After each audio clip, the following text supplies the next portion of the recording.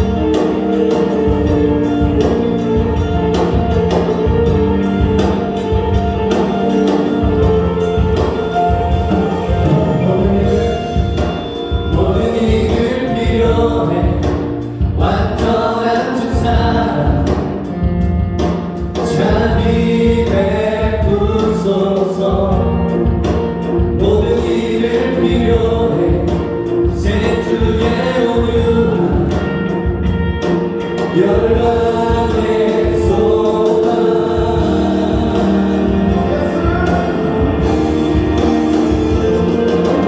예수 사랑으로 계신 내 주는 능력의 주 그는 구원의 주 영원한 구원의 창조자 사랑을 이기시고 예수 구원의 피 예수 사랑을 옮기시니 내 주는 능력의 주 그는 구원의 주 영원한 구원의 창조자 사랑을 이기시고 예수 구원의 주 비추소서 주님의 빛이 제게 다시 왕의 영광을 예수 비추소서 주님의 빛이 제게 다시 왕의 영광을 예수 사랑을 옮기시는 내 주는 능력의 주 그는 구원의 주 영원한 구원의 창조자 사랑을 이기시고 예수 구원의 피 예수 사랑을 옮기시고 내 주는 능력의 주 그는 구원의 주 영원한 구원의 창조자 사랑을 이기시고 예수 구원의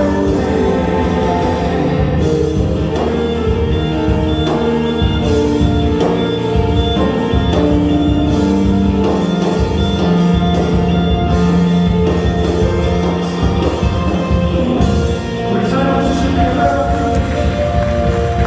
우리 계속해서 주님으로 찬양하며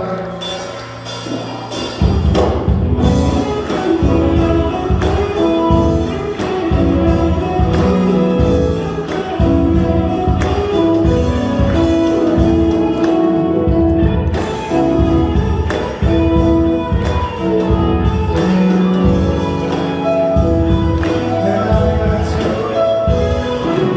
내 마음에 가득 채운 주량한 찬양과 사랑 어떻게 표현할 수 있나 수많은 찬양들로 그만 표현할 수 없어 다시 고백하며 한번더 내 마음에 가득 채운 내 마음에 가득 채운 주량한 찬양과 사랑 어떻게 표현할 수 있나 수많은 찬양들로 그만 표현할 수 없어 다시 고백합니다 시간 축하해요. 주 사랑해요 고맙다요 말로 다할 수 없어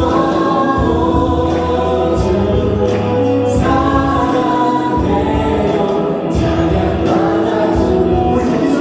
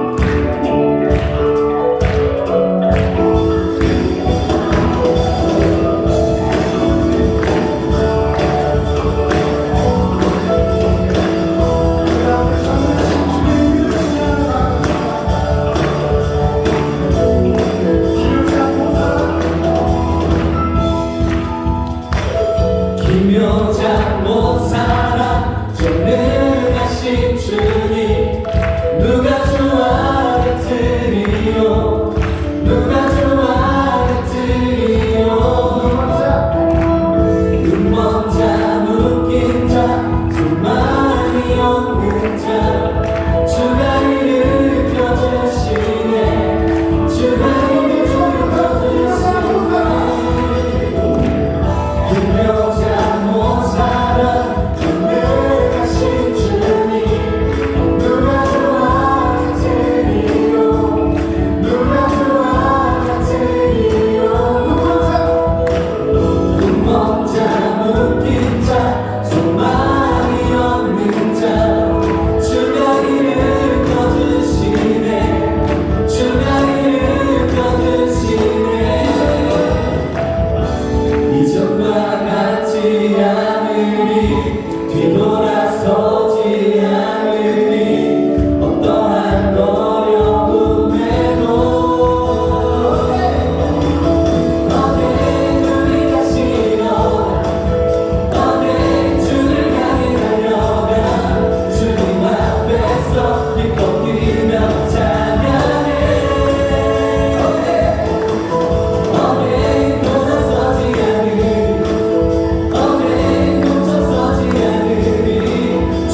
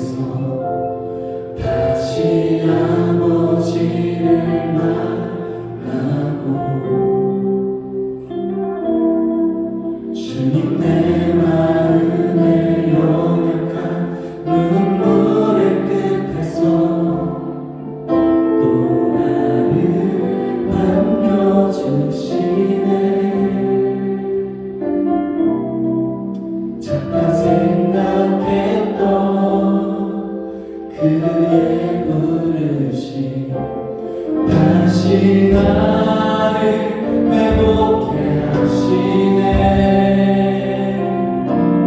다시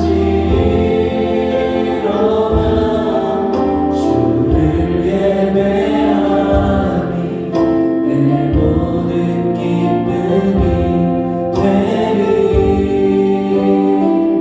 그의 기쁨 되어 삶의 모든 순간을 주께 다 내어드리리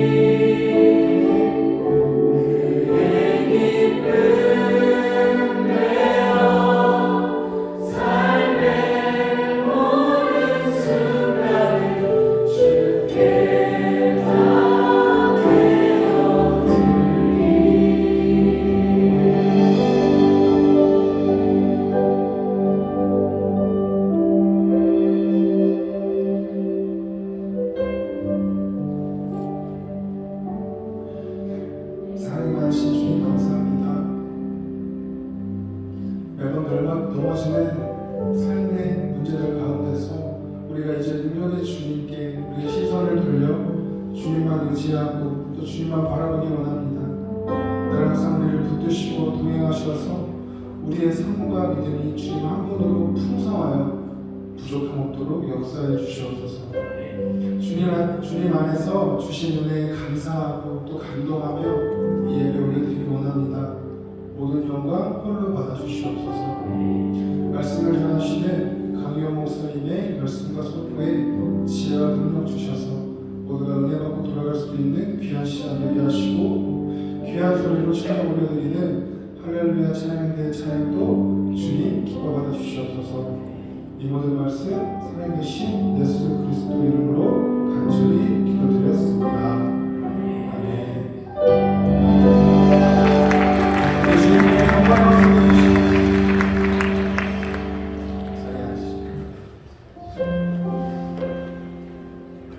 이 시간에는 축복하는 시간 가지려고 합니다. 주일 오후 예배에 처음 나오신 분들 혹시 계시다면 여기 내어서 자리에 일어나주시면 저희가 진심으로 축복해드리겠습니다. 혹시 자리에 계실까요?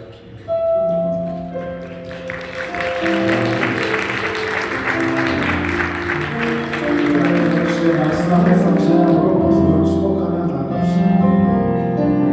주의 말씀 앞에서 당신은 참된 예배자 그토록 찾으시던 하나님의 기쁨 이 세상을 향한 거룩한 생명빛 되어 이 세상을 위한 구원의 소망 되어 영원한 하나님의 나라 함께 세워가리.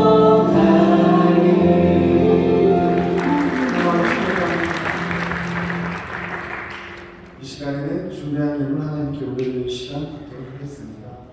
기도드리겠습니다. 모든 것이 주께로 말미암아 싸우니 우리가 주의 손에서 받은 것으로 주께 드렸을 뿐이니이다. 하나님 아버지, 우리의 삶 가운데 동행하시고 오늘도 우리를 예배의 자리로 불러주시니 감사합니다. 고난초간을 앞두고 우리 마음에 예수 그리스도의 구원이 믿어지게 해주시고 이 시간 우리의 눈과 귀가 열려서 하나님의 말씀을 듣고 그 삶이 변화되는 시간 되게 해주세요. 주신 것에 감사하며 정성을 다해 예물을 준비했습니다. 기쁘게 이 예물을 드리게 해주시니 감사합니다. 예수님 이름으로 감사하며 기도드렸습니다. 아멘.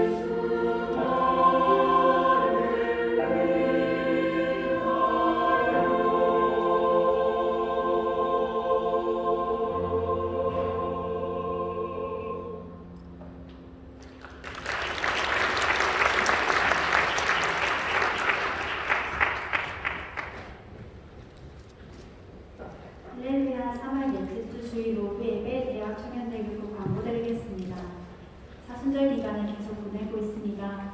예수 그리스도의 고난을 깊이 묵상하시면서 경건과 절제, 성찰과 나눔을 실천하며 보내는 시간 되길 소망합니다.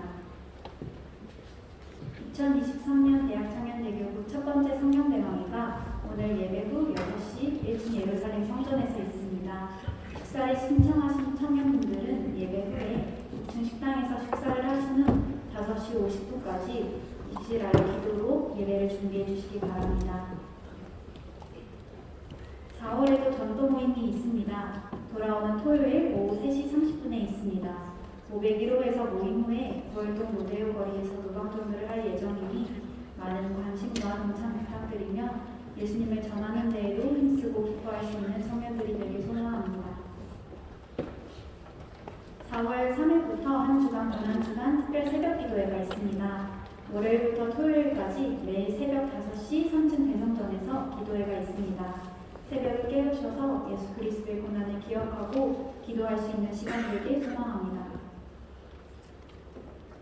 다음 주일은 성찬주일입니다. 대속의 은혜에 감사하는 마음으로 성찬주일을 준비하시길 바랍니다. 오늘 오후 예배에 참석한 청년들 중 대학청년대교구 구역에 소속하길 원하시는 지체들은 새가족팀에게 문의해 주시길 바랍니다. 이상으로 공부 마치겠습니다.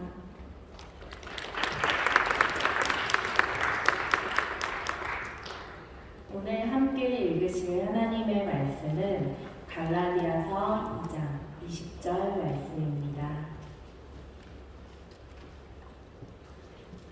내가 그리스도와 함께 십자가에 못 박혔나니 그런즉 이제는 내가 산 것이 아니요 오직 내 안에 그리스도께서 사신 것이다.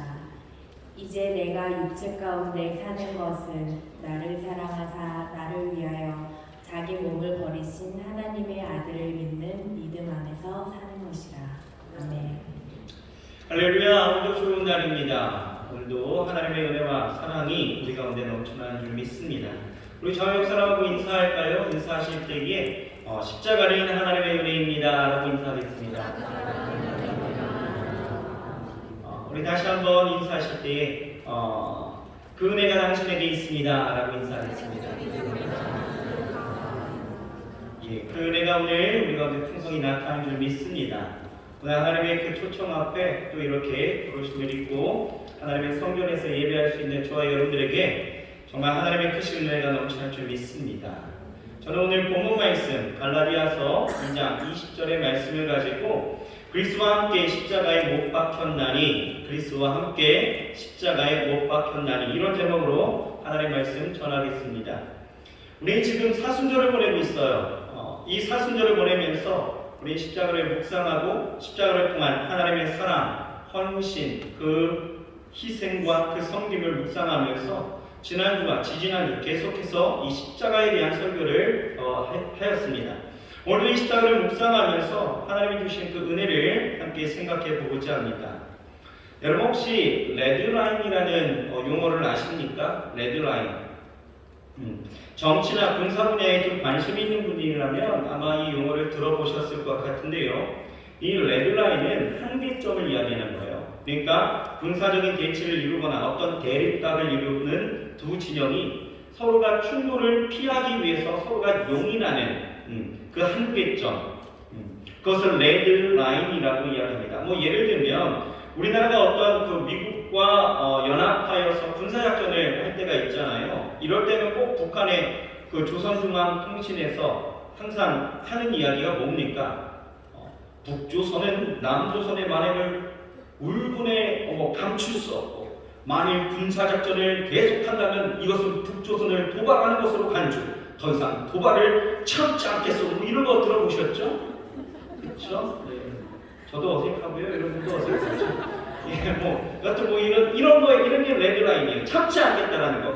더 이상의 이 선을 넘으면 우리도 미사일을 쏘든지 테러를 하든지 도발하겠다라는 거죠. 이것이 레드라인입니다. 근데요, 이런 레드라인하고 같은 말이 또 과학계도 존재하고 있더라고요. 아마 우리 이과생들은 아마 잘 아실 것 같아요. 뭘까요? 싱글러 포인트라고 이야기하죠. 특이점이에요. 특이점. 보통 물은요, 일반 물은 99.97도에 끓게 되어집니다. 근데 증류수는 좀 달라요. 증류수는 100도씨가 넘어도 끓지 않습니다. 끓지 않고 있다가 어느 순간이 되어지면 갑자기 폭발적으로 끓기 시작하죠. 이것을 돌비 현상, 돌비라고 이야기하는데 변화를 보이지 않던 상태에서 갑자기 변화를 보이는 그 경계점, 이것을 싱귤러 포인트 이렇게 이야기를 합니다. 특이점 이렇게 부르죠. 또 이와 유사한 경제 용어도 있더라고요. 그것은 바로 티핑 포인트라고 이야기합니다. 이 티핑 포인트는 물리학에서 어떤 물질의 구조와 성질이 극적으로 변화되어질 때 이것을 티핑 포인트, 이렇게 임계점 이렇게 이야기를 하고요. 또 인문학에서는 이런 삶의 변곡점 또 변화점을 터닝 포인트라고 이야기하죠. 인생의 어떤 하나의 사건으로 통해 그 온전한 그 변화를 가져오는 그 시점을 터닝 포인트 이렇게 이야기하는 거예요. 자, 레드라인, 싱귤러 포인트, 티핑 포인트, 터닝 포인트 다 뭡니까? 뭔가의 계기가 있어서, 사건이 있어서 이전과 다른 완전히 달라진 그 변화를 가져온다는 것이죠. 여러분 보세요. 사람은 살아가면서 뭔가 레드라인, 싱귤러 포인트, 티핑 포인트, 터닝 포인트가 한 가지씩은 분명히 있다라는 거예요. 우리가 잘 아는 헬렌 켈러도 마찬가지겠죠. 헬렌 켈러에 있어서 터닝 포인트 하면 누굴까요? 설리번 선생님을 만났다라는 것이 아마 터닝 포인트가 되어졌을 거예요. 저에게도 있어서 터닝 포인트가 되어졌던 사건이 하나 있었습니다. 바로 저희 아버지께서 쓰러지신 그 일들이었어요. 그런 과정에서 하나님을 제가 만나게 되어지고 또 제가 가지고 있었던 모든 꿈을 다 내려놓고 목회자의 길을 가겠다라고 서원했을 때가 바로 저희 아버지가 쓰러지셨을 때였거든요.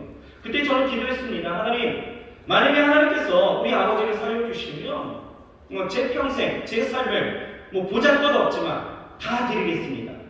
그때 그 서원이 지금 이 자리에 서 있게 해 주었다는 것입니다. 이렇듯 우리의 삶은요, 살아가면서 어떤 만남이나 이런 사건을 통해서 또는 인생의 그 포인트가 되어지는 터닝 포인트가 되어지는 여러 가지 일들이 분명히 있다라는 거예요.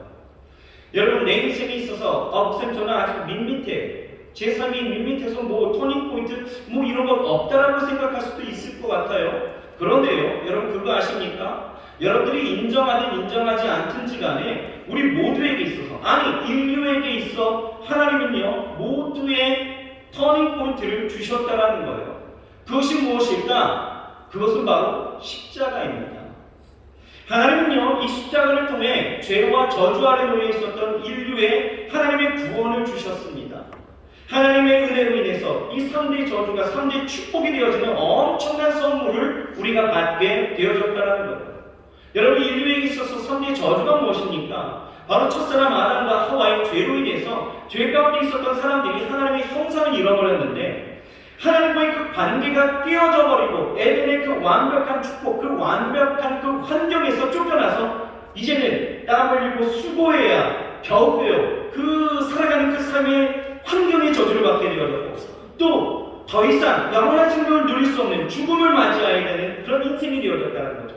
하나님과의 관계가 깨졌고 환경의 저주를 받게 되어졌고 또 인생이 죽음을 맞이하는 그러한 저주를 받게 되어졌다는 거예요. 그런데 여러분, 그러한 인류에 이 죄의 문제 가운데 있었던 우리 인류 가운데 예수님은요 그 십자가를 통해서 모든 것을 다 바꿔버렸다는 거예요. 터닝 포인트가 되었다는 거죠. 하나님은 예수님을 통하여서 이 십자가에 달리게 하시면서 죽음과 이 부활을 통해 십자가는요 죄의 문제를 다 청산해버렸습니다. 하나님과의 나와의 그 관계, 그 연결한 그 교통하심과 그 교제하심이 그분 앞에 우리가 담대히 나아갈 수 있도록 모든 것을 열어주셨다는 거예요. 또 십자가는 모든 저주를 청산하시면서 우리 안에 내주하신 그 성령께서 우리의 삶을 도우심으로 인하여서 이제는 더 이상 우리가 죄와 저주 아래 놓여져 있는 것이 아니라 자유와 해방으로, 그리고 하나님 주신 도우심을 통하여서 인생에 어떤 문제가 다가와도 우리는 걱정할 일이 없다는 것이죠. 우리의 삶 가운데 기쁨과 소망으로 풍성케 하셨다는 거예요. 또 하나님께서는요 그 십자가를 통해서 우리가 영원히 죽을 수밖에 없었지만 그 십자가로 인해 이제는 영원한 생명으로 생명 얻되 풍성히 얻게 되어지는 그 은혜를 우리에게 허락해 주셨다는 거예요. 3대 저주가 3대 축복으로 변화되어졌죠. 그 터닝 포인트 십자가. 그 십자가를 우리에게 주셨다는 거예요. 그러니 여러분, 여러분들이 인정하지 않든지 간에 여러분들에게 있어서의 인생의 터닝 포인트는 분명히 주어졌다는 거예요. 십자가, 분명 여러분들의 인생 가운데 터닝 포인트를 주신 하나님의 선물이 되는 것입니다. 그래서 이 십자가의 이름을 믿는 자들에게는 이 십자가는 구원의 능력이 되었어요. 하지만 믿지 않는 자들에게는요, 이 십자가가 미련해 보일지라도 적어도 저들에게 있어서 구원받을 수 있는 기회 정도는 됐다라는 거예요. 여러분, 그러니 십자가를 믿는 자들에게 이 분명 이전과 다른 완전한 변화가 그 안에서 이제 일어나야 된다는 거죠. 보세요. 십자가 앞에 섰던 이 백부장, 그리고 지난주에 우리가 함께 보았던 브레네 시몬 어땠습니까? 십자가 앞에 있을 때에 그 십자가가 인생의 터닝 포인트가 되어져서 이전과 다른 삶의 변화가, 이전과 다른 그 삶의 온전한 변화가, 완전한 변화가 일어났다는 것이죠. 여러분, 십자가가 우리 가운데 주어졌을 때 우리는 변화되어져야 합니다. 그것이 십자가가 주는 능력이에요. 여러분, 이것을 보다 구체적으로 증명한 사람이 있습니다. 누구일까? 바로 사도 바울이죠. 완전한 인생의 변화, 삶의 목적, 삶의 방향, 의미, 인생을 해석하는 능력, 모든 것이 다 이 십자가로 바뀐 사람, 바로 사도 바울입니다. 오늘 성경을 보면 이 사도 바울이 이렇게 고백하는 거죠. 본문 20절 말씀 우리가 같이 한번 읽어볼까요? 그의 고백입니다. 시작. 내가 그리스도와 함께 십자가에 못 박혔나니 그런즉 이제는 내가 산 것이 아니요 오직 내 안에 그리스도께서 사신 것이라. 이제 내가 육체 가운데 사는 것은 나를 사랑하사 나를 위하여 자기 몸을 버리신 하나님의 아들을 믿는 믿음 안에서 사는 것이라. 여러분, 이 사도 바울은 변했습니다. 그런데 어떻게 변했어요? 그리스도와 함께 십자가에 못 박힘으로 인생이 변화되어졌다는 거예요. 중요한 포인트는 뭡니까? 십자가에 못 박혔다는 거죠. 예수님이 지신 십자가를 내가 함께 못 박혔을 때에 그때서야 비로소 터닝 포인트, 변화가 일어났다는 거예요. 그러므로 여러분, 십자가라는 것은요, 내가 관망하고 지켜보는 것이 아니다라는 거예요. 분명 그 십자가를 내가 지고 가야 할 뿐만 아니라 내가 그 십자가에 박혀야 된다는 거죠. 사도 바울은 그렇게 십자가에 박힌 삶을 살게 되어졌고 그 삶은 과연 하나님께서 기뻐하시는 삶이 되었다는 것입니다. 그래서 오늘 이 사순절에 저와 여러분들이 결단해야 될 것은 내가 예수님이 지신 십자가에 그리스도와 함께 못 박혀야 하고 그렇게 못 박힌 삶을 살아야 한다는 것입니다. 그렇다면 과연 여러분, 우리가 어떻게 사는 것이, 어떻게 사는 삶이 그리스도와 함께 십자가에 못 박힌 삶일까? 이것을 생각해야 된다는 거죠. 자, 첫 번째로 여러분, 그리스도와 함께 십자가에 못 박힌 삶은 내가 십자가에 죽었다는 사실을 인정하는 것이 우리가 십자가에 못 박힌 삶입니다. 뭐 하는 것이요? 뭐 하는 것이? 인정이 됩니다. 인정. 여러분, 오늘 본문 어떻게 시작해요? 내가 그리스도와 함께 십자가에 못 박혔나니. 여러분, 이 짧은 고백에서 우리가 발견할 수 있는 것은 문법적으로 사도 바울은요, 완료 수동형을 쓰고 있어요. 무슨 얘기냐면 상태적 지속성을 우리에게 전달하고 있다는 거예요. 좀 어렵죠? 무슨 말이냐면 하나의 그 단회적인 사건으로 인해서 그 영향력이 현재까지 계속 지속되고 있다라는 것입니다. 다시 말해서 사도 바울은 자신이 다메섹으로 가는 그 길에서 빛으로 오신 예수 그리스도를 만나서 그를 믿음으로 따르는 그 삶을 결단하게 되어졌을 때에, 예수 그리스도를 믿게 되어졌을 때에 바울은 영적으로 예수 그리스도가 지신 십자가에 함께 못 박혔다는 거예요. 그리고 말미암아서 자신은 율법에 대해서 완전히 죽고 주의 은혜 안에 완전한 해방과 자유를 얻었다라고 표현하고 있는 거예요. 내가 예수 그리스도를 믿었을 때, 내가 예수 그리스도를 만났을 때에 내가 그때가 십자가에 못 박힌 영적인 체험이 되어지는 것이고, 그로 인해서 내 삶은 이제 육체의 모든 정욕과 모든 그 율법을 내가 죽게 되어지고 하나님 안에서 은혜로 살게 되어졌다, 이렇게 고백하고 있는 거예요. 그렇습니다. 여러분, 우리도 예수 그리스도를 구주로 믿었다라면 여러분 믿으시나요? 예수 그리스도를 믿으십니까? 내가 예수 그리스도를 구주로 믿었다면 우리도 영적으로 예수 그리스도와 함께 십자가에 못 박힌 삶이 된 것이기에 우리는 그 십자가가 내 삶의 터닝 포인트가 분명히 되어질 것이고 우리도 죄와 저주가 내 안에서 죽게 되어지고 새로운 삶과 새로운 변화, 새 삶의 그 역사가 이루어져야 된다는 것입니다. 그런데 문제는 어디 있어요? 내가 그것을 인정하지 않는다는 거예요. 내가 그리스도를 따른다? 내가 그리스도를 믿는다 하면서도 십자가에 못 박혔다는 것을 인정하지 않고 오히려 부인한다는 것이죠. 이런 사람들은 어떤 사람들입니까? 내가 예수를 믿는다고 하지만 여전히 세상이 좋은 거예요. 지금 세상과 하나님이라는 그 영역에 두 발을 다 담그고 있으면서 전혀 어색하지 않습니다.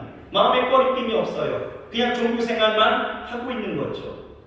또 하나님을 사랑한다고 고백해요. 그러나 그 말씀 앞에서는 내 입맛에 맞는 말씀과 내가 할 수 있는 순종과 헌신, 희생만 내가 수용하겠다라고 말하는 사람들이죠.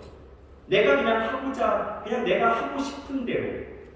이런 사람들, 여러분 예수님의 십자가를 그저 관망하는 사람들입니다. 불편한 거 싫어요. 고통하는 것 어렵습니다. 변화가 두렵죠. 그냥 대충 이쪽도 내 편, 저쪽도 내 편. 그냥 편한 상태, 그런 사람들이죠. 여러분 십자가에 못 박힌다는 것은 무엇입니까? 나를 죽이는 거예요. 이전의 삶을 죽이는 것이고 내 자아가 죽는 것이고 내 생각과 내 의지를 죽는 것이에요. 죽이는 거죠. 그러니 십자가를 진다는 것은 분명 고통이 따르는 것이고 그 고통을 감내하고 여러분 십자가를 지는 사람은 분명 변화와 새로운 삶의 역사를 보게 되는 것입니다. 여러분 신앙생활이라는 것은 단순히 교회만 왔다 갔다 하고 교회에서 뭐 봉사를 하고 뭔가의 직임을 갖고 헌금하고 뭐 이런 것이 아니에요. 신앙생활이라는 것은 내 삶의 새로운 결단과 의지적인 변화가 일어나는 것이 신앙생활이에요. 그러려면 어떻게 해야 돼요? 내가 십자가에 못 박혀야 된다는 거예요. 우리는 십자가를 져야 하는 동시에 내가 그리스도와 함께 그 못 박힌 것을 인정해야 이것이 진정한 신앙생활의 시작이 되어질 수 있다는 것입니다. 그렇다면 여러분 내가 십자가를 못 박힐 때 나는 어떤 것에 못 박혀야 될까? 못 박아야 될까요? 어떤 것에? 갈라디아서 5장 24절은 우리에게 분명하게 말씀하고 있어요. 같이 한번 읽어볼까요? 시작! 그리스도 예수의 사람들은 육체와 함께 그 정과 욕심을 십자가에 못 박아낸다. 무엇을 못 박아내요? 무엇을? 육체와 함께 정과 욕심을 박아낸다. 자, 첫 번째가 뭐였어요? 육체와 함께 정이죠. 정이 뭡니까? 정. 말하지 않아도 알아요. 그저 바라보면 마음속에 있다는 걸. 뭡니까? 쪽파이가 정입니까? 여러분 정이라는 것은 파데마신이라고 이야기하는데요. 이것은 애착, 정욕, 내 안에 있는 내적인 욕망을 정이라고 해요. 정욕 이렇게 이야기하죠. 그러니까 정은요 의지적으로 하려 하지 않아도 자동적으로 일어나는 죄악의 심리, 그 본능을 이야기하는 거예요. 나를 만족하려고 본능적으로 일어나는 그 욕구들, 그것을 정욕 이렇게 이야기하는 거예요. 그래서 성경은 뭐라고 이야기하느냐? 여러분 요한일서 2장 16절에 보면 이렇게 나와 있습니다. 이는 세상에 있는 모든 것이 육신의 정욕, 안목의 정욕, 이생의 자랑이니 다 아버지께로 쫓아온 것이 아니고 세상에서 쫓아온 것이다. 정리해 보면 세상의 모든 것이 다 뭐래요? 정욕과 자랑이래요. 자랑인데 이 십자가 이전의 나의 삶은 이것들로 나를 만족해 하려는 그 욕구를 가지고 있었던 것이 우리의 모습이었다는 거예요. 그런데 오늘 뭐라고 이야기합니까? 그 쾌락을 쫓고 세상의 그 즐거움으로 나를 기쁘게 하려고 했던 그 본능을 이 사도 바울은 어떻게 된다고요? 십자가에 못 박아야 된다라고 이야기하는 것입니다. 나를 기쁘게 하려고 했던 것들. 또 두 번째 뭐예요? 욕심이죠. 탐심이라고도 이야기합니다. 십자가의 것을 다 못 박아야 되는데요. 여러분 이것이 무엇입니까? 탐하려는 거죠. 그러니까 탐심, 욕심, 탐할, 더 가지려고 하는 것을 이야기합니다. 그런데 여러분 인간이 정욕을 갖고 있으면 자연스럽게 정욕을 채우고자 무엇이 일어나냐? 탐심이 일어납니다. 그래서 이것은 쌍둥이에요. 똑같이 옵니다. 그런데 재밌는 것은요. 이 탐심이라는 것은요. 내가 가진 것이 없어서 내 안에 일어나는 일들이 절대 아니에요. 가진 것이 있지만 더 가지려고 하는 그 욕구가 일어나면서 내게 죄를 범하게 한다는 거죠. 예를 들면 이런 겁니다. 여러분 다윗이 우리아의 아내 바세바를 아내로 삼게 되어지잖아요. 범하게 되어지죠. 여러분 다윗이 아내가 없어서 우리아의 아내를 빼앗았습니까? 아니죠. 정욕이 탐심을 일으켰다는 거예요. 여러분 이스라엘의 가장 악한 왕 한다면 왜냐 아합 이렇게 이야기해요. 그런데 이 아합이요. 이 왕궁 근처에 있었던 나봇이란 그 사람의 포도밭이 탐이 나기 시작합니다. 갑자기 그 포도밭은요. 이 나봇에게 있어서는 조상들이 물려준 땅이에요. 그런데 이 유대인들에게 있어서 이 땅은요. 굉장히 특별한 의미입니다.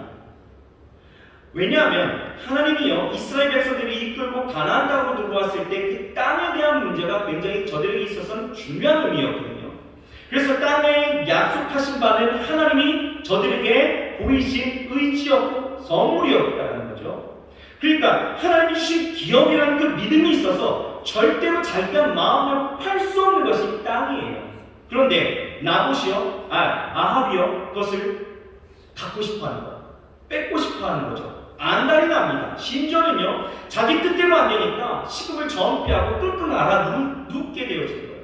그러자 아합의 아내였던 그 이세벨이 어떻게 합니까? 아니 당신이 왕인데 왜 그걸 하나? 왜 그걸 걱정하고 왜 이랬습니까? 라고 이야기하는 거예요. 왜 이런 일을 걱정합니까? 내가 해결해 드릴게요. 그러면서 가서 한 일이 뭡니까? 이세벨이요 없는 말을 퍼뜨려서 나봇을 모함하게 되어지고 그렇게 나봇이 돌로 쳐 죽게 만들죠. 그리고 포도밭을 그렇게 빼앗습니다. 탐심이죠. 여러분 아합은 왕이에요. 땅이 없어서 빼앗았습니까? 아니잖아요. 더 가지려는 내게 있는 것으로 만족하지 못하고 자족하지 못하는 것이 탐심의 죄. 이 죄를 그렇게 유발하면서 살아갔다는 거예요.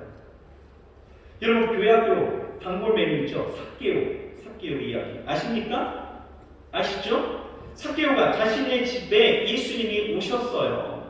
예수님께 뭐라고 이야기합니까? 너무 기쁜 거죠? 그래서 그가 이야기한 거예요. 내가 속여 빼앗은 것이 있다면 내가 4배나 갚겠나이다. 이렇게 이야기하잖아요. 이것은 율법이 정한 배상법이에요.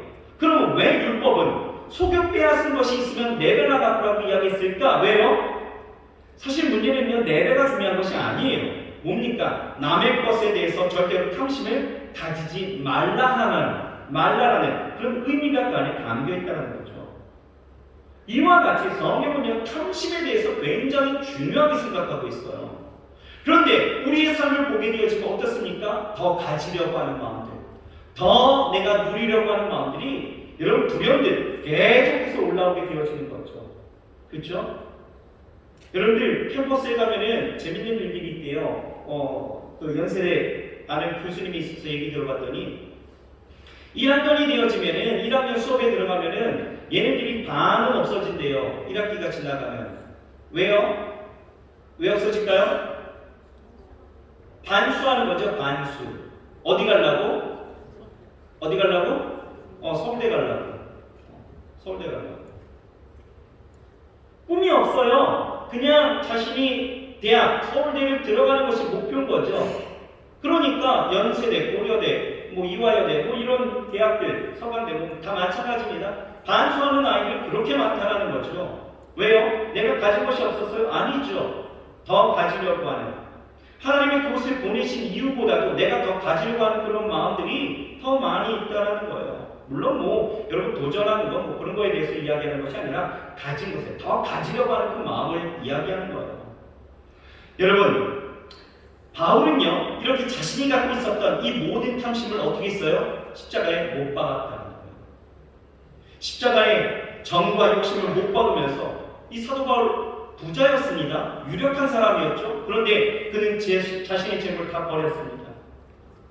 아유 차라리 나한테 버리지 뭐 이런 생각하십니까? 바울은요 율법과 철학에 능한 사람이었어요. 그런데요 그의 세상적인 지식을 다 버렸습니다.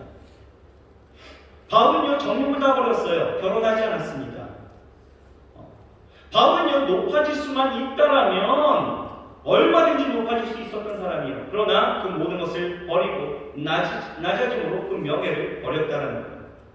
여러분 사도행전 20장 33절에 뭐라고 이야기한 줄 아십니까? 바울이 이렇게 고백합니다. 내가 아무의 은이나 금이나 의복을 탐하지 아니하였고 이렇게 얘기하고 있어요. 데살로니가후서 3장 8절에는요 음식을 값없이 먹지 않고 오직 수고하고 애써 주의하고 일함은 너희 아무에게도 폐를 끼치지 아니하려 함이니 라고 이야기하고 있습니다. 조금도 탐심이 그 안에 있지 않았다는 거예요.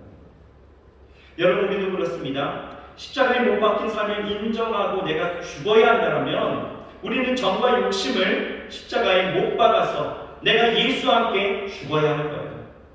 내 삶에 만족해 하려고 했던 것들, 내 삶의 쾌락, 내 안에 있는 죄성, 더 가지려고 하는 욕심, 탐심, 정당하지 못하게 빼앗으려고 했던 마음들 다 못 박아야 된다는 거예요.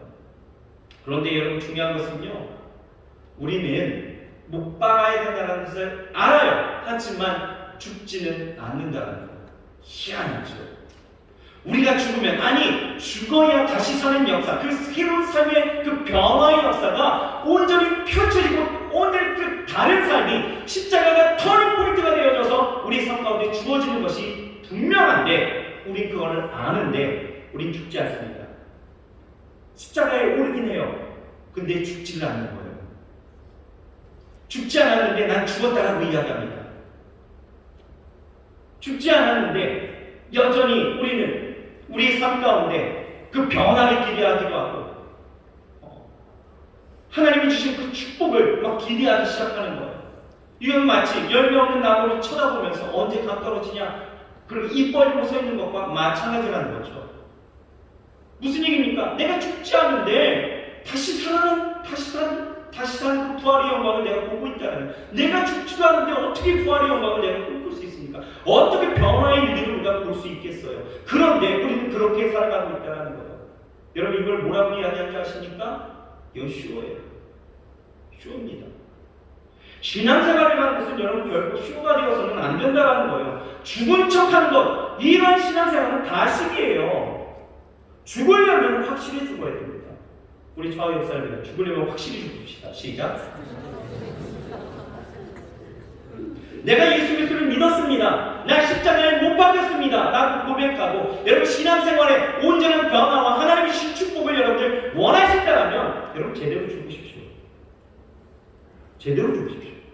그래야 새 삶의 변화의 역사가 일어나는 거예요. 완전히 죽어야 합니다. 죽어야 다시 사는 영광을 보는 거예요. 자, 두 번째. 여러분, 우리가 그리스도와 함께 십자가에 못 박힌 삶이라는 것은 이제 죽습니다. 그리고 내 안에 그리스도께서 사시는 삶을 우리가 보는 거예요. 내가 십자가에 못 박힌 삶은 내 안에 그리스도께서 사시는 삶을 사는 것입니다. 여러분, 내가 그리스도와 함께 과거의 십자가에 못 박힌 것은 나의 그 현재를 완전히 바꿔놓게 돼요. 뭐가 바뀝니까? 뭐가? 삶의 주체가 바뀌는 거죠. 오늘 성경은요 이 사실을 어떻게 말씀하고 있느냐 이렇게 이야기합니다. 본문에 그런즉 이제 내가 사는 것이 아니요 오직 내 안에 그리스도께서 사시는 것이다. 여러분 내가 죽으면 누가 다시 사신대요? 누가 사셔요? 예수 그리스도께서 사시는 거예요. 내가 완전히 죽으면 그 안에 예수께서 사시는 거예요. 여러분 변화는 여기서 시작되어지는 거죠. 여러분 우리가 가짜 신앙이냐 진짜 신앙이냐를 어떻게 분별하냐? 그 기준은요 내 안에 예수님이 살아계신가 아니면 내 안에 내가 살고 있는가 이 역사를 보면 알 수 있습니다. 여러분 혹시 가시나무새라는 노래 아십니까? 가시나무새 이거 라떼에 유행하던 노래인데요.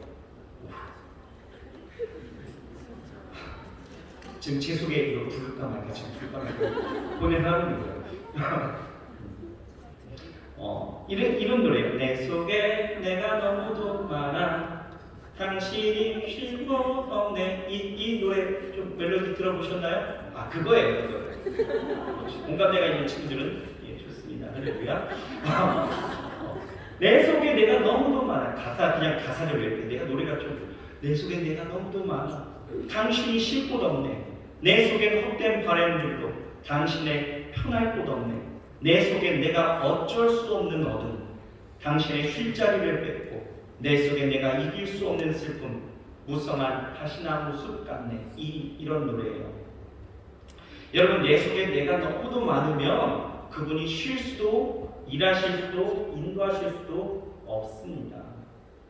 내 자아가 하나인 것 같죠? 아니에요. 우리의 죄성에 대한 그 분야들이요 세세히 나누면 얼마나 많은 줄 아십니까?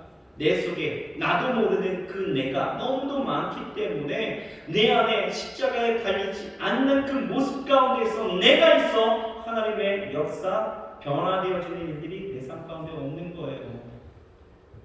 신앙인의 삶이라는 것은요 결코 내가 주도권을 잡고 사는 것이 아닙니다. 그렇다고 물질이 주도권을 잡고 가는 것도 아니고요 쾌락이라는 것이 내 삶을 이끌고 가는 것도 아니다라는 거예요. 고린도후서 5장 17절을 보면 이렇게 말씀하고 있습니다. 그런즉 누구든지 그리스도 안에 있으면 새로운 피조물이라 이전 것은 지나갔으니 보라 새 것이 되었도다. 새로운 피조물이 되어지는 거예요. 새 삶의 주인이 바뀌는 거예요. 누구로? 예수 그리스도. 여러분 주인이 바뀌면요 식당도 맛이 바뀌더라고요. 그렇지 않습니까? 저희 동네에 짜장면집이 있는데 짜장면집에 주인이 바뀌었어요. 그러니까 맛이 바뀌더라고요. 그런 거 아시죠? 예. 여러분 주인이 바뀌면 맛도 변하는데요. 우리 인생이 주인이 바뀌면 왜 안 변하겠습니까? 왜 나의 삶이 어제와 오늘과 영원토록 동일할까? 왜요? 주인이 안 바뀐 거예요. 옆 사람에게 인사합시다. 주인을 바꿉시다. 주인을 바꾸시기 바랍니다. 그러려면 내가 십자가에 못 박혀야 되는 거예요. 내가 십자가에 못 박혔다는 것은 예전의 나의 모습에 어떤 것이 플러스 되어져서 더 나은 나의 모습으로 변하는 정도가 아니에요. 완전히 새로운 삶의 주인이 완전히 바뀌는 것을 이야기하는 거죠. 삶의 주인이 바뀌니까 뭐가 바뀌는 줄 아십니까? 여러분 직장을 다녀도 운동을 해도 뭐 공부를 해도 취업을 해도 이직을 해도 운전을 해도 음식을 만들어도 전도를 해도 이 하는 것 이것을 하는 목적이 바뀌는 거예요. 어떻게 해요? 나의 유익을 위한 나의 만족을 위한 것이 아니라 하나님의 영광을 위해서 살아가는 거죠. 하나님의 나라를 위해서 살아가는 그 삶의 방향이 바뀌어지는 거예요. 달라지는 거죠. 여러분 학교 왜 다니십니까? 목적. 여러분 내 안에 내가 많으면요 그 목적은 달라지죠. 어떻게 해요? 처음에는 이 학교를 나와서 이 공부를 하면 이런 분야에 내가 연봉이 이렇게 많은 회사를 이렇게 다닐 수 있고 내 삶에 정말 아주 그냥 말할 수 없는 누릴 수 있는 일들이 내 안에 많기 때문에 저는 이 학교를 다니게 되고 뭐 이렇게 되어지는 거죠. 하지만 우리의 주인이 바뀌면 달라지는 거예요. 그것을 통하여 하나님 앞에 영광 돌리는 삶으로 바뀌는 거죠. 여러분 인생이 달라지면 이렇게 되어져요. 전에는 내 무능함에 포기되고 용기를 잃어버린 채 살아왔던 이 삶의 의욕이요 주인이 바뀌면요 내 삶을 하나님이 간섭하시고 내 삶 가운데 주인이 되어주시면 이제는요 그 삶의 기대와 소망으로 풍성하게 되어집니다. 할 수 없다라는 고백이 이제는 할 수 있다라는 외침으로 선포로 바뀐다는 거예요. 여러분 이전에는요 미움과 시기가 가득했던 내가요 내 인생을 통제하는 것이 내가 아니라 이제 예수님이 내 삶 가운데 오셔서 그 십자가를 지신 그 사랑의 풍성하신 하나님이 내 삶을 이끌기 시작하면요 내 안에 용서가 일어나고 내 마음 가운데 은혜라는 것이 채워지는 거예요. 또 절망하기 쉬웠던 내가 이제 십자가에 못 박히게 되어지면 주인이 바뀌게 되어지면 어떻게 됩니까? 어떤 경우에도 희망을 주시는 예수 그리스도께서 내 안에 계시니 그 안에서 담대함으로 용기 있게 살아가게 되어지는 거죠. 여러분 우리는 분명 달라져야 합니다. 아니, 달라졌습니다. 아멘이신가요? 그리스도가 내 안에 사시니 이전의 나는요, 나의 능력, 나의 인격, 나의 지혜, 나의 실력, 나의 경험으로 살아오면서 실패와 좌절 앞에 늘 무릎 꿇고 헤매게 되어졌지만 지금은요 이제 달라졌습니다. 어떻게 해요? 그리스도의 능력, 그리스도의 인격, 그리스도의 지혜, 그리스도의 실력, 그리스도의 경험이 내 안에 있게 되어지니 어떤 상황 속에서도 성경은 뭐라고 이야기해요? 합력하여 선을 이루는 하나님의 그 일하심을 보는 여러분 그 재미가 쏠쏠한 그러한 신앙생활, 그 삶을 우리가 살아 누리게 되어진다는 것입니다. 그러니 여러분 우리는 십자가에 못 박혀야 돼요. 그리고 내 안에 그리스도가 사셔야 합니다. 그리스도가 내 안에 사시니 나는 오직 예수의 삶을 내가 따르게 되어지는 것이죠. 여러분 제가 이 말씀을 준비하면서 인터넷에서 그 감동적인 글을 하나 보게 되어졌는데요. 책이 하나 있어요. 암을 이기는 의사들 이런 책이 있습니다. 혹시 보셨나요? 암을 이기는 의사들 이런 책이 있어요. 6명의 그 암을 이긴 그 의사 선생님들에 대한 이야기가 쓰여져 있습니다. 근데 이 책에 이희대라는 박사님이 계셔요. 연세 세브란스 병원 암센터 소장님이신데 소천하셨어요. 이 박사님의 그 글이 소개되어 있습니다. 이희대 박사님은요 2003년도에 대장암이 발견되어져서 2기 때 수술을 했어요. 그런데 이 간과 골반뼈에 전이가 되어지면서 4기암으로 이렇게 바뀌게 되어지죠. 그러면서 인생이 제한된 삶을 살게 되어지는 거예요. 그런데 그가요 그렇게 살 수 없음에 대한 고백을 하면서 이 예전처럼 이 암을 이겨보자라는 그 마음을 품고 이제 나아가시는 거예요. 그런데요 그렇게 하나님 안에서의 새 삶을 살기를 꿈꾸면서 그렇게 살아갈 때에 8년간요 12번의 재발이 있었습니다. 그런데요 그 재발의 과정을 겪으면서도 여전히 현장에서 암 환자들에게 소망을 주는 그러한 의사의 일을 그렇게 감당했다는 거예요. 그가 이야기했던 것이 그거예요. 암센터 소장인데 자기가 암이라는 게 말이 안 되잖아요. 근데 하나님은 왜 내게 그렇게 암을 주셨을까라는 생각을 했을 때에 이 암을 이기려는 자들에게 소망이 없는 저들에게 하나님이 나에게 소망을 주시고자 하는 은혜가 있겠구나라고 생각했고 8년간을 그렇게 건강하게 생활하셨다는 거예요. 일반적으로 암 4기면요 금세 그렇죠? 그런데 8년간 12번이나 재발하는 그 상황 속에서도 여전히 그 의료 현장 가운데서 소망을 주면서 가셨다는 거예요. 이희대 박사님이요 이렇게 이야기를 했습니다. 뭐라고 이야기했냐면 암은 하나님을 만나게 해주었기 때문에 차라리 그것이 저에게는 축복이었다는 거예요. 제가 기독교 학교도 나왔고 성경을 접한 적도 있었지만 수박 겉핥기에 불과했습니다. 그런데 암을 통해서 철저히 낮아짐으로써 비로소 저는 하나님을 만나게 되어졌습니다. 십자가를 지는 거죠. 2003년 6월에 저는 이미 4기였습니다. 말기입니다. 말기. 그때 죽는다 했더라면 진짜 죽었을지도 모릅니다. 하지만 하나님은 세상적인 치료 외에 영적인 치료를 허락하셔서 새로운 생명으로 태어나게 해주셨습니다. 절망 속에 만난 하나님은 믿음으로 암을 극복할 수 있도록 해주셨을 뿐만 아니라 의수를 뛰어넘어 하나님을 의지한 것이 무엇보다 중요하다는 것을 깨닫게 주었습니다. 라고 고백합니다. 여러분 내 안에 내가 있으면 절망은 죽음으로 이끌고 간다는 거예요. 하지만 내 안에 그리스도가 사시면 어떻게 해요? 새로운 삶. 이희대 박사님의 표현으로 한다면 이희대 박사님은요 암 4기를 넘어서 자신은 새 생명의 5기를 산다 이렇게 이야기를 하거든요. 우리도 여러분 내 안에 내가 죽고 그리스도가 사심으로 여러분 이러한 새로운 삶에 변화된 하나님의 놀라운 그 은혜를 우리가 경험하면서 살아가야 될 줄 믿습니다. 그렇게 살기를 주 이름으로 축복합니다. 변화된 삶.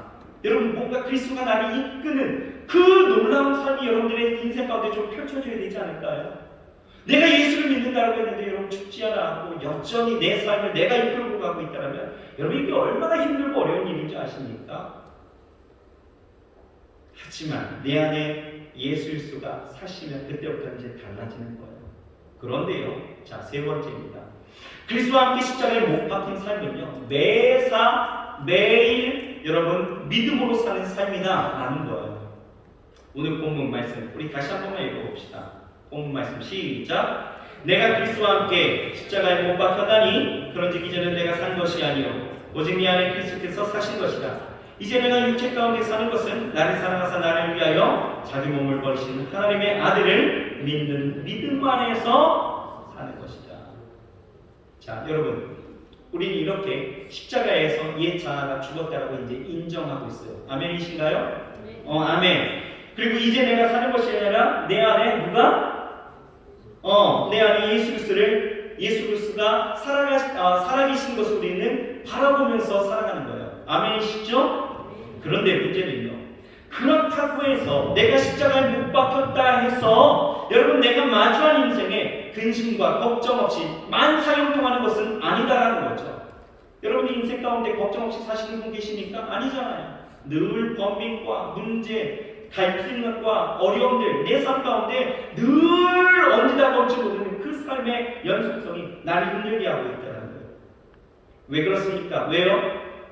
우리가요, 영적으로는 십자가에 못 박혔지만 육적으로는 세상에 살기 때문이죠. 그러니 영적으로는 성령의 소욕이, 또 육적으로는 육체의 소욕이 늘 싸움을 하는 거예요. 그 싸움에 때로는 지치고 고나고 힘겨워하고 주저앉아버리고 싶은 그런 마음이 간절할 때도 있다는 것입니다. 그래서 사도 바울은 뭐라고 이야기하는지 아십니까?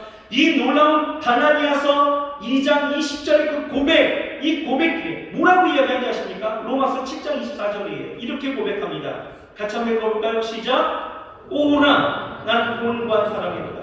이 사망의 몸에서 누가 나를 건져내랴? 고통. 여러분 십자가에 못 박혔지만 여전히 육체를 가진 모든 사람은요, 사실 이와 같은 고백이 우리의 삶 가운데 분명히 있다라는 거예요. 그런데 중요한 것은 오늘 성경은 우리에게 뭐라고 이야기하십니까?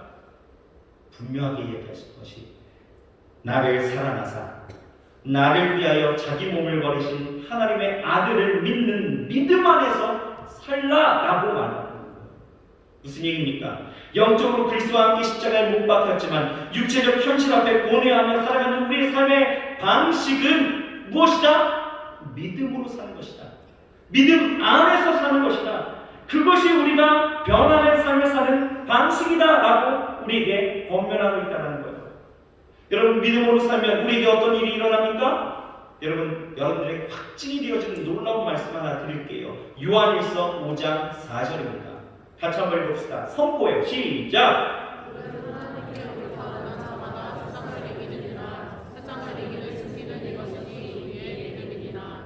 아멘이신가요?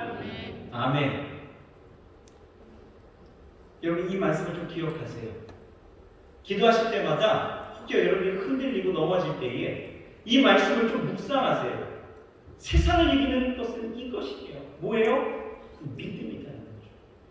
여러분 우리의 믿음은요 세상을 이기는 것입니다. 아멘이신가요? 세상에서 승리하는 비결은 믿음이라는 거예요. 여러분 넘어질 때 변명할 필요 없어요. 범죄할 때 자꾸 정당화하고 합리화될 필요가 없습니다. 잘못했을 때 책임을 회피하고 패배주의의 그 늪에 갇혀서 신세 타령할 필요가 없습니다. 우리는요 나를 사랑하사 나를 위해서 자기 자신을 주신 하나님의 아들을 믿는 그 믿음으로 우리가 십자가 밑에 나아가서 그 아픈 마음으로 죄를 회개하고 고백하면 우리 위해서 십자가에 달리신 예수님이요 우리를 깨끗하게 하시고 위로해 주시고 세움을 주시고 새 삶의 역사를 허락해 주시는 거예요. 이것이 십자가에 못 박혀서 이전과 다르게 살아가는 우리의 삶의 방식이다라는 거예요. 그러므로 여러분 이제 여러분의 삶에 이렇게 선포하시길 바랍니다. 따라해 보실까요? 그리스도께서 내 안에 사시니 나는 승리합니다. 나는 그것을 믿습니다. 이 믿음 안에서 살아가시길 바랍니다. 아멘. 복음서에서 예수님께서 복음서에 보면 예수님께서 소경에게 뭐라고 얘기하냐? 내가 너를 위해서 능히 이것을 할 수 있다라고 너는 믿느냐? 라고 물으셔요. 이때 소경이 뭐라고 하는지 아십니까? 주여 그러하되다. 주님 그렇습니다 라고 이야기해요. 이때 예수님이 뭐라고 말씀하십니까? 이제 너 나았다 이렇게 말씀하십니까? 아니죠. 내 믿음대로 되라. 여러분 우리 인생의 방식은 하나예요. 뭡니까? 믿음입니다. 내 안에 사시는 예수 그리스도께서 여러분들의 삶 가운데 어떻게 역사하실지를 한번 보시라는 거예요. 기대해 보십시오. 믿음으로 보십시오. 믿음 안에 사십시오. 하나님이 내 안에 역사하시니 내 삶을 인도하시니 분명 내 삶은 달라집니다. 여러분 믿고 나아가 보십시오. 달라집니다. 달라집니다. 예수님께서 뭐라고 말씀하십니까? 믿는 자에게는 능치 못함이 없느니라 말씀하시잖아요. 누가복음 17장 6절에 뭐라고 말씀하신지 아십니까? 같이 한번 읽어봅시다. 시작. 주께서 이르시되 너희에게 겨자씨 하나일 만한 믿음이 있더라면 이 뽕나무더러 뿌리가 뽑혀 바다에 심기어라 하였을 것이요 그것이 너희에게 어떤 믿음? 겨자씨만. 여러분 그렇다고 해서 작은 믿음 갖고 살아 이런 거 아니에요. 믿음이 중요하다고요. 믿음이. 여러분 믿음으로 나아가시는 바랍니다. 히브리서 11장 6절 뭐라고 말씀하셔요? 여러분들 잘 아는 말씀이죠? 시작. 믿음이 없이는 하나님께 나아가는 자는 반드시 그가 계신 것과 또한 그가 자기를 찾는 자들에게 상 주시는 이심을 뭐예요? 믿어야 할지니라. 믿으시기 바랍니다. 아멘. 여러분 지금 해결하지 못한 문제를 갖고 이 자리에 나오신 분들도 있을 거고요. 또 질병의 문제가 있는 분들도 있을 거예요.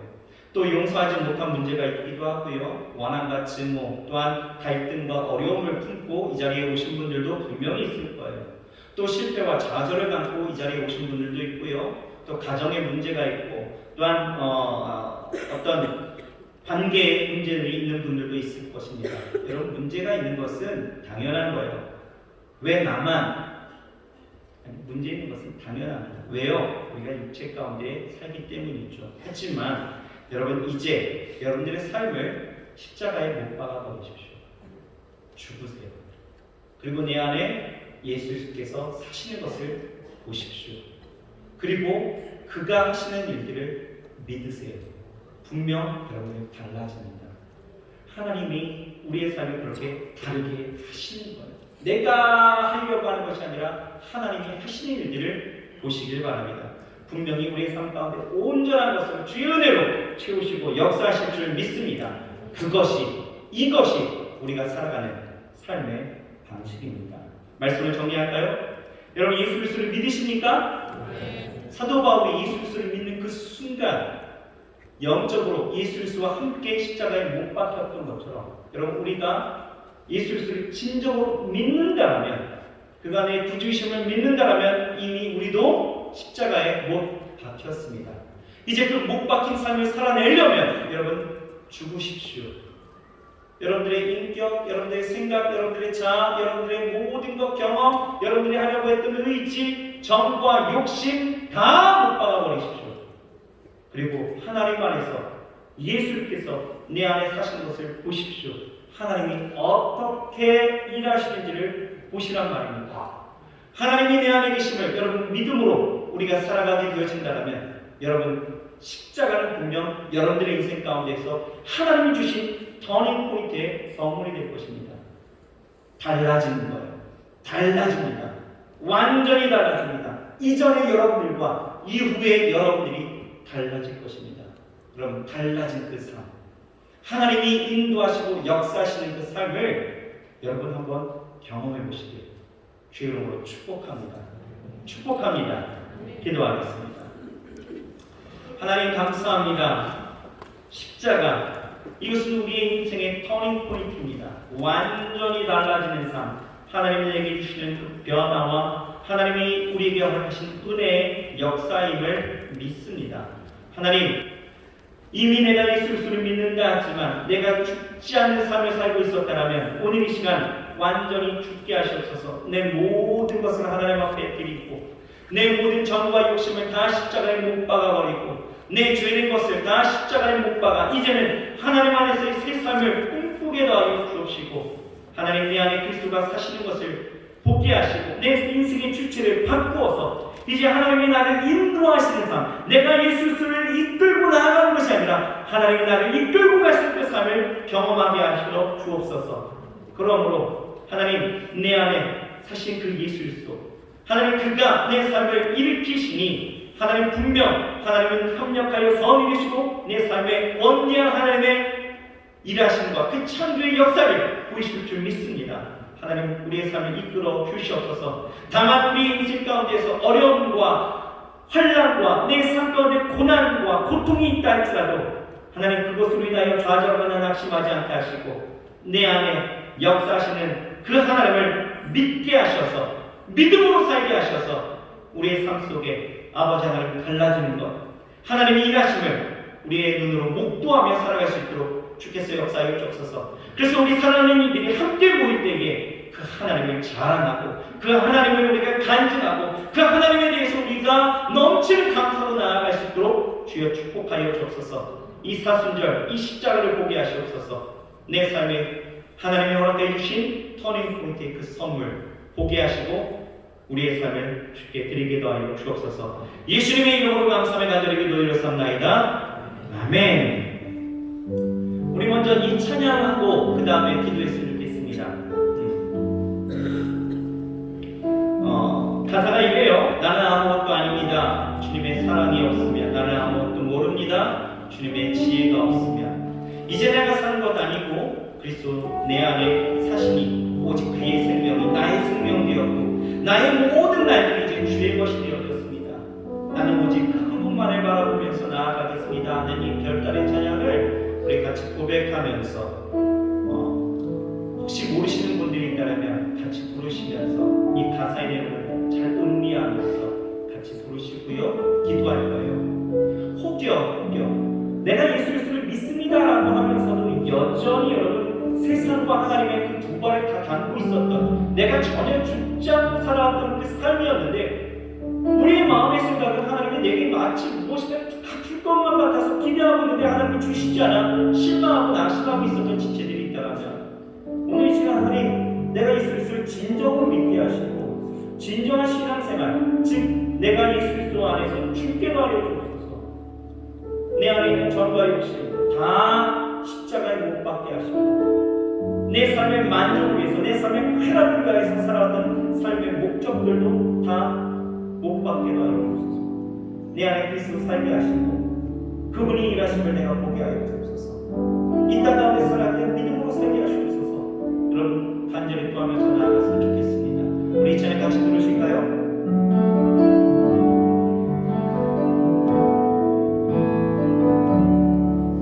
나는 아무것도 아닙니다.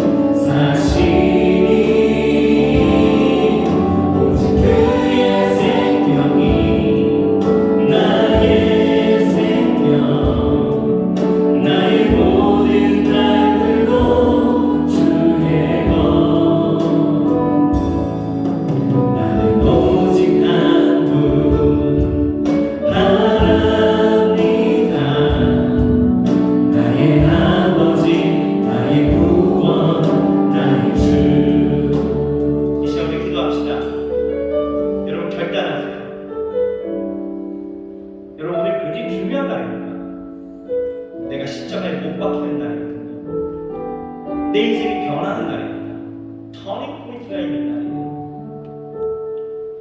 결단하세요. 하나님, 내가 그 십자가 위에 내가 죽겠습니다. 내 정과 욕심, 내 세상적인 가치관과 삶의 방식 다 내려놓습니다. 이제 오직 주만 바라보며 내 안에 그리스도께서 사셔서 그리스도께서 나를 인도하시니 그가 말씀하신 대로, 그가 나를 이끄시는 대로, 그가 주시는 생각과 그가 주시는 삶의 방식과 방법대로 내가 살기를 소망합니다. 여전히 내 삶 가운데 어려움이 있을지라도 하나님, 내가 믿음으로 살게 하여 주옵소서. 오직 믿음으로 살게 하여 주시옵소서. 이 시간 우리 다 같이 주의 이름 부르시고 통성하며 기도합시다. 주여, 주여, 주여. 하나님, 내 안에 그리스도께서 사시옵소서. 아버지가 우리의 그리스도 안에서 죽게 하시옵소서. 그리스도와 함께 아버지의 십자가에 못 버티게 하시옵소서. 아버지의 그 십자가, 아버지의 진토리 주머니 공산이 주고 있습니다. 아버지의 그것이 내 삶의 아버지의 내 삶을 완전히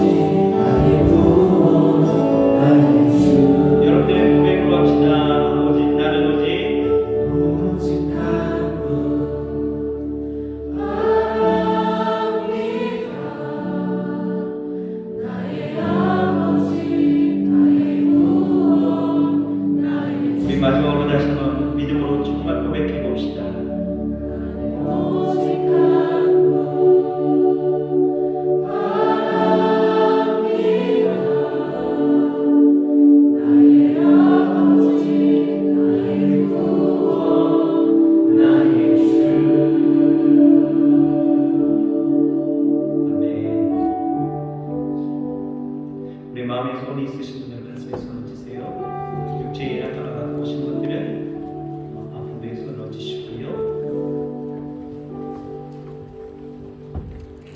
하나님, 내가 예수 그리스도를 믿습니다. 우리가 예수 그리스도를 믿는 그 순간부터 이미 우리는 예수 그리스도와 함께 십자가에 못 박혔습니다. 하나님, 이것을 우리가 인정하며 살 수 있도록 역사하여 주옵소서. 그 못 박힌 삶은 이제는 내가 아닌 그리스도의 생명으로, 그리스도의 능력으로 사는 삶임을 알게 하여 주옵소서. 내 인생에 세상이 주는 정욕과 쾌락과 즐거움과 가치와 그 방법을 갖고 살아가는 것이 아니라 이제는 그것을 다 십자가에 못 박아 버리게 하시고 이제는 내 안에 그리스도께서 말씀하시고 인도하시고 역사하시고 나로 풍성케 하시는 그 기대와 소망을 품고 살아갈 수 있도록 인도하여 주옵소서. 하나님, 여전히 우리의 삶 가운데 어려움이 있고 낙심하고 절망하는 일들이 있다 할지라도 하나님, 우리가 육체 가운데 거하는 인생이기에 어쩔 수 없이 문제는 다가옵니다. 이때에 하나님, 십자가에서 죽었던 우리가 다시 내려오는 일들이 없게 하시고 그런 치유 같은 가식 같은 그러한 신앙생활이 아니라 정말 우리가 믿음으로 내 안에 사신 그리스도께서 행하실 일들을 온전히 바라보며 믿음으로 살게 하시옵소서. 이제는 이 십자가가 우리의 삶의 터닝 포인트가 되어져 이제는 완전히 이전과 다른 삶, 세상이 아닌 하나님 안에서의 온전히 다른 삶을 살아가게 되어줄 줄 믿사오니 오늘 사랑하는 우리 청년들과 우리 성도님들 마음에 기대하게 하시옵소서. 하나님이 내 삶을 어떻게 바꾸어 가실지, 어떻게 그 삶을 역사하실지를 기대하게 하시고 소망하게 하시고 그 자리에서 일어나게 하시고 믿음으로 승리하게 하여 주옵소서. 세상을 승리하는 것은 이것이니 우리의 믿음이니라 말씀하고 있사오니 믿음대로 살게 하시옵소서. 믿음대로 살게 하시옵소서. 믿음으로 살게 하시옵소서.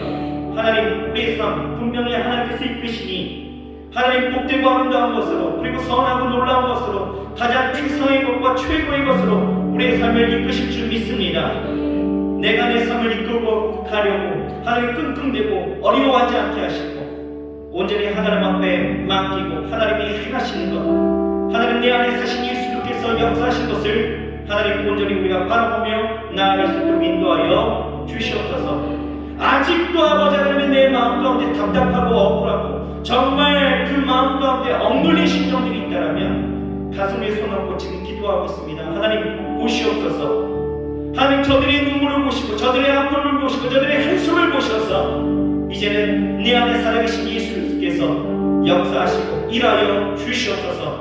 저들의 한숨이 변하여 기쁨 되게 하시옵소서. 저들의 슬픔이 변하여 희락되게 하시옵소서. 저들의 절망이 변화되어 희망되게 하시옵소서. 소망이 되게 하여 주시옵소서. 하나님, 이제는 그 마음 가운데 평강이 넘쳐나게 하시고 어떤 감각적인 인생의 그 결과가 아니라 정말 실질적이고 하나님께서 역사하신 그 일들을 하나님 우리가 믿음으로 보매 하나님 이루어지게도 하여 주시옵소서. 하나님 아픈 배에 손 얹고 기도하는 자를 깨끗이 치료하여 주옵시고 예수 그리스도 안에서 믿음으로 승리케도 하여 주시옵소서. 하나님, 이제는 달라지는 삶 그리고 다르게 사는 삶 우리 안에 있을 줄 믿습니다. 우리 사랑하는 청년들 세상 가운데 승리하게 하시고 정말 아버지는 그 달라진 삶을 통하여서 예수 안에서의 기쁨이 무엇인지, 예수 안에서 살아가는 것이 무엇인지, 내가 십자가에서 죽는 것이 무엇이고 그리스도께서 사시는 것이 무엇인지를 정말 철저하게 깨닫고 그것을 체험하고 경험하며 살아가시도록 인도하여 주시옵소서. 하나님, 오늘 우리 안에 또 새로운 형제자매를 보내주시니 감사합니다. 이들이 믿음 안에 온전히 살아가게 하시고 믿음으로 승리할 수 있도록 주여 축복하여 주옵시며 정말 이들이 십자가 안에서의 터닝포인트가 아버지를 있게도 하여 주시옵소서. 하나님, 귀한 힘을 하나님 앞에 올려드립니다. 우리의 손길 주께서 주장하여 주옵시고 늘 하나님 앞에 드리기에 그 마음이 가식됨 없이 정말 진심으로 하나님을 사랑하는 마음으로 드릴 수 있게 하여 주옵시고 이 드려진 손길 그리고 드린 이 물질 정말 하나님 기뻐받아 주셔서 하늘의 영광이요 하나님의 은혜요 그리고 하나님의 축복하심으로 다시 한번 우리에게 허락하사 정말 하나님 나누고 베푸는 것에 인색함이 없는 우리 모두가 되게 하시고 무엇보다 하나님 앞에 드리기에 정말 부족함이 없는 우리 모두가 되기도 하여 주시옵소서. 예물 쓰리 복권받아 그리스도의 영광으로만 풍성케 하여 주옵소서. 예수님의 이름으로 축복하고 감사하며 간절히 기도드렸사옵나이다. 아멘. 축도합니다. 지금 오늘 우주 예수 그리스도의 은혜와 아버지 하나님의 영원하신 사랑과 보혜사 성령님이 내주하시고 교통하시고 충만케 하시는 역사가 이제 내가 사는 것 아니고 오직 그리스도께서 내 안에 사심으로 이제는 내 정과 욕심을 십자가에 못 박고 오직 그리스도를 믿음으로 살아가길 소망하며 일어서는 우리 사랑하는 청년들과 성도님들 머리머리마다 저들의 삶 그리고 저들의 일터, 학교, 가정 위에 지금부터 영원토록 함께 하실지어다. 아멘.